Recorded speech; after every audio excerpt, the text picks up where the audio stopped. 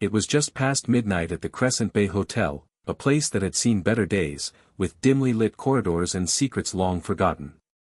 Mara, a maid who had walked these halls for years, stumbled upon something that should never exist, a key, black, heavy, and strangely familiar. One key. One door. And suddenly, time itself seemed to bend. Step inside with her as she uncovers rooms frozen in decades past, diaries that know her every move, and shadows that feel alive. Because some doors don't just open to a room, they open to another life.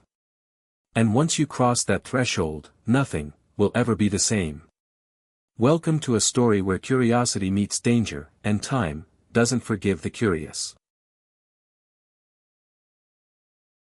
It was just past midnight when Mara finished her rounds on the third floor of the Crescent Bay Hotel.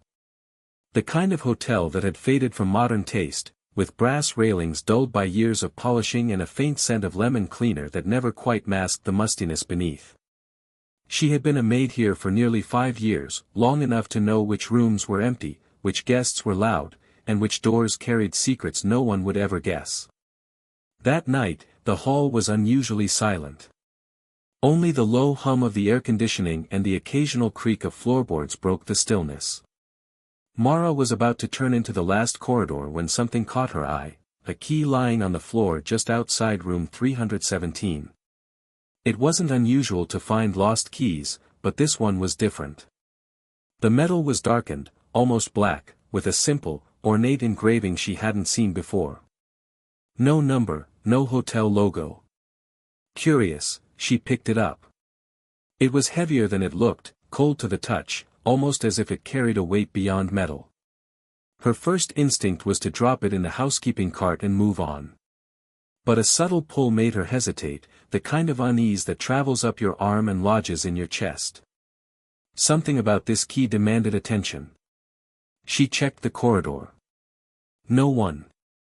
Only the distant hum from the night staff in the basement. Mara tried every nearby door. Room 317. Room 318. Her own room. Nothing. The key refused every lock, yet seemed almost aware, waiting for her. At the far end of the hall, past the elevator and the dusty fire exit, she noticed a door she didn't remember. The brass plaque was tarnished, the number rubbed away completely, leaving the surface blank. Her hand tightened around the key. She slid it into the lock. It clicked. The room beyond was different. At first, she thought it was a trick of the dim hallway light. But the air smelled distinct, like rain on dry soil, with a faint tang of smoke. The walls were covered in wallpaper she remembered from childhood, the kind hotels stopped using decades ago. Furniture looked old, real, lived in rather than staged. A small rounded television sat in the corner, a quilted bedspread lay on the bed. And then she saw the calendar on the wall. July 1974. Her pulse raced. She couldn't explain it. Hotels didn't carry living time capsules. Keys didn't unlock other decades. She stepped inside, every sense alert. The floor creaked under her feet, familiar but lighter, less worn. There was no dust. The air was warmer, softer, with an odd comfort beneath the unease.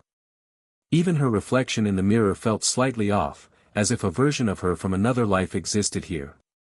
She thought about running, but curiosity rooted her to the spot. The door behind her closed with a soft thud. Locked. The key worked one way, but not the other. On the nightstand lay a diary, its leather worn. Trembling, she opened it. The penmanship was perfect, the ink black and fresh. Entries described the hotel's guests, daily chores, conversations she hadn't experienced yet, and some predicted events from her own life. One line made her heart stop. The maid who finds the key will not leave the room until she knows its secret. Her hands shook. She hadn't told anyone about the key. She hadn't touched the diary until now. Whoever, or whatever, had written these words knew her. The room wasn't empty. A suitcase appeared by the dresser, open to reveal neatly folded clothes from another era. Some looked familiar, stitched in patterns her grandmother used to favor. A photograph on the dresser showed a woman at that very desk, smiling at the camera. Mara's breath caught. The woman looked like her. Panic surged. She grabbed the key and tried the door again. Locked. Harder. Nothing. The room seemed to shrink around her. Shadows stretched unnaturally across the walls. Then she heard it, a soft, deliberate knock from somewhere inside the room. "Hello?" Mara whispered. No reply. Another knock, this time from the closet. Hands trembling, she opened it. A small box lay hidden in the shadows. Inside were dozens of keys, identical to the one she held. Each was labeled, some with numbers, some without. Mara realized the truth, this wasn't just a single room. It was a hub. Each key opened a different room, in a different time, a different life. And the one she had picked up had chosen her. Her first instinct was to leave.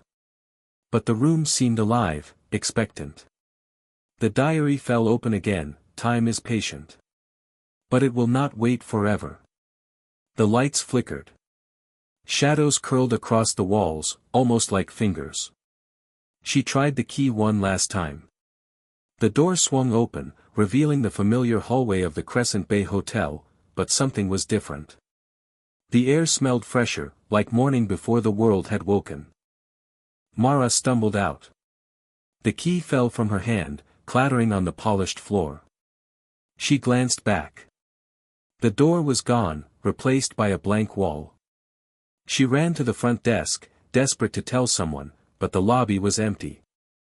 The night clerk's station untouched. The clock read a time that didn't match her memories.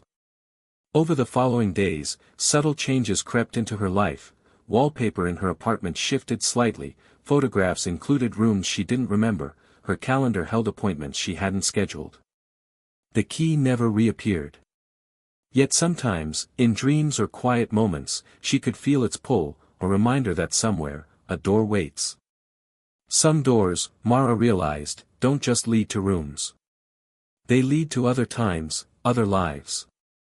And the moment you step through, you may never come back the same. Because time doesn't forgive the curious.